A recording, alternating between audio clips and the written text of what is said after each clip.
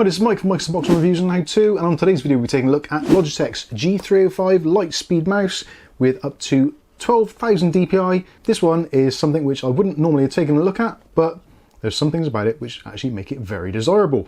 Keep watching to find out more.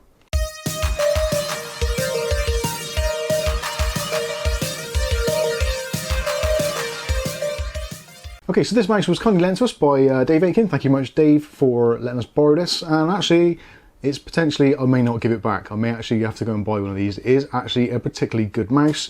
There's a lot of things which go against it, but there's an awful lot of things which go for it. There are some downsides of this particular mouse, one of which is the fact that it is wireless, which some of you gamers out there may be thinking, well, a wireless mouse for gaming, it isn't going to be that responsive or precise, but rest assured, it is. And another thing which you may not like is the fact that it uses a single AA battery, which for some people in 2021 going into 2022 you may think that really it should have a rechargeable battery, but there are pros and cons to that. You can, of course, if you want to, you can change out the battery. So if you don't like the weight of the mouse with the standard AA battery, you can replace it with a lithium ion AA battery, or potentially if you want to modify it slightly with the carrier, you can actually get away with using a AAA battery to reduce the weight even further.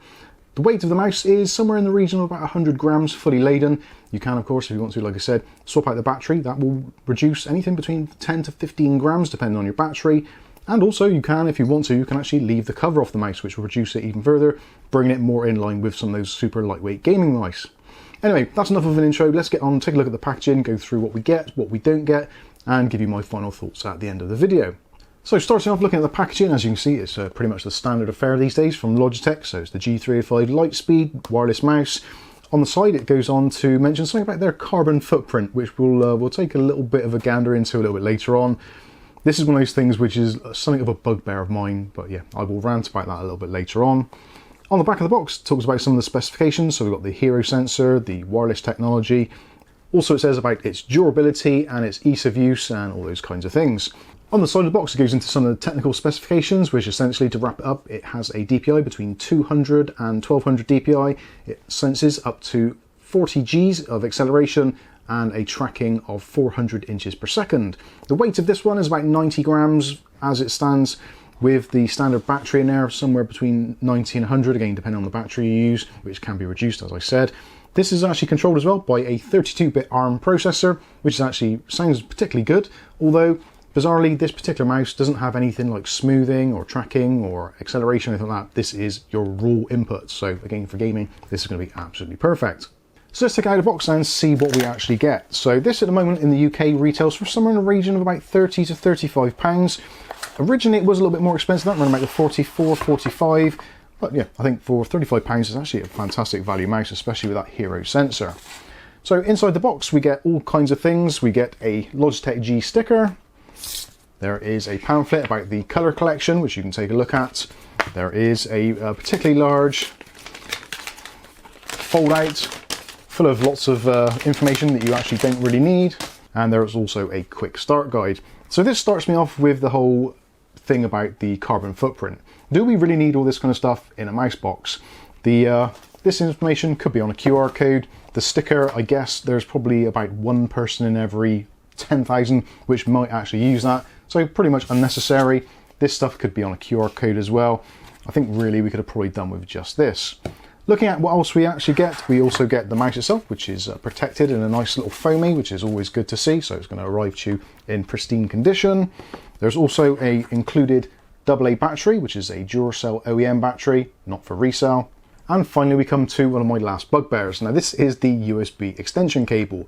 So this is designed if your PC is maybe under your desk on the carpet, which it probably shouldn't be, or it's a little bit further away. You can actually plug this into a USB port and use this as an extension and plug the receiver in to get much better reception. Although again, obviously your mileage may vary. Most people will probably find just plugging the receiver in. It does have a particularly good range of anywhere up to around about 10 meters it seems, which is unlikely you're going to be any further than that away from your PC when you're actually using it, unless you're maybe using this as a media center, which you possibly could do because this mouse is supported by Windows, is also supported by Mac OS, and also Chrome OS. So if you've got one of those little boxes under your TV and want to use this to control the menu, then you certainly can do. So looking at the mouse itself, as you can see, this is very much an ambidextrous mouse, so good for lefties or righties. It's actually quite small as well, length of 117mm, height of about 38mm, and width of about 62mm. So it's actually quite a small mouse. So for those of you with smaller hands, this is going to be absolutely perfect. If you've got particularly large hands, you may find this to be a little bit on the small side. So yeah, do bear that in mind. On the mouse itself, we've got 6 programmable buttons. So we've got the left click, right click.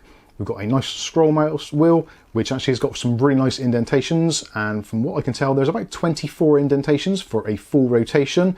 Next to that, there is a very small DPI button. So you can use that to switch through the 5 preset sections for your DPI. You can, if you want to, you can program those actually in Logitech G software, which you probably see on the screen right now. And also you can program the buttons to do individual tasks. On the side, you've also got 2 additional buttons. So that's traditionally your forward and back buttons. And those are really nice clicky buttons, as you can probably hear. And actually the left and right mouse are very clicky as well. And they're pre-tensioned as well. So they give you a very, very distinct click and also a very responsive feel, which again is going to be perfect for gaming. The mouse, the middle mouse, is a little bit on the kind of clunky side. There doesn't really seem to be enough travel on there. And it does need a little bit of extra pressure to actually actuate it. Although for most people, I guess you possibly won't be using the middle mouse button particularly, but some may do, and that is going to cause a little bit of concern for some. The mouse itself is finished in this really nice kind of satin matte finish. It does feel a little bit on the plasticky side and is actually quite lightweight. Again, we haven't got the battery at the moment, so this is feeling light anyway. The back section comes off very easily, so just push that back and it comes off very easy, so the shell comes off. You can, if you want to, like I said, you can use it without the shell on, which will reduce weight even further.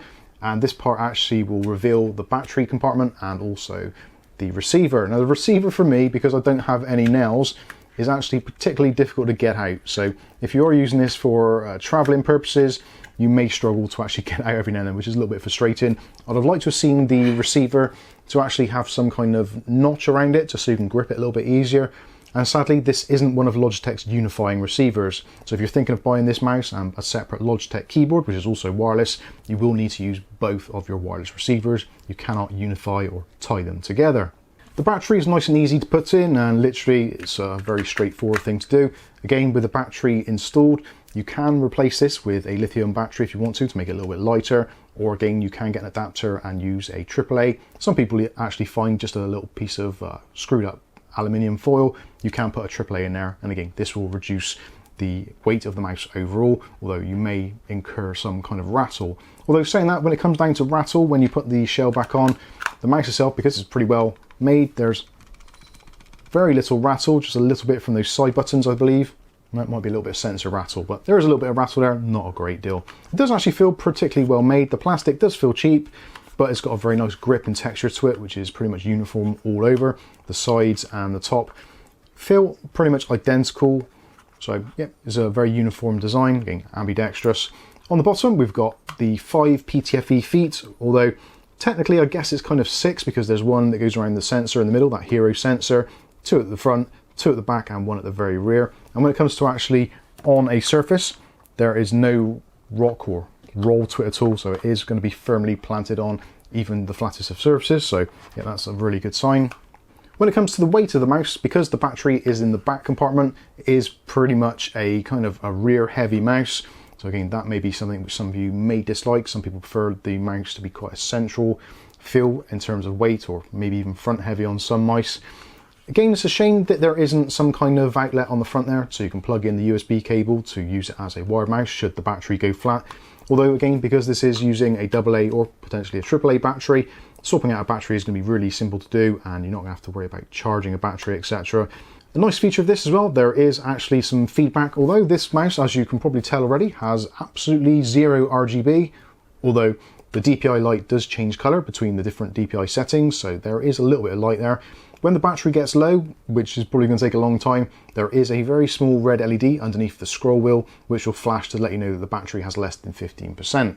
You can also get a readout of the battery actually in the Logitech G software also, although that is possibly a little bit of an awkward way of going about it, but being that the battery does last so long, you probably won't need that much anyway.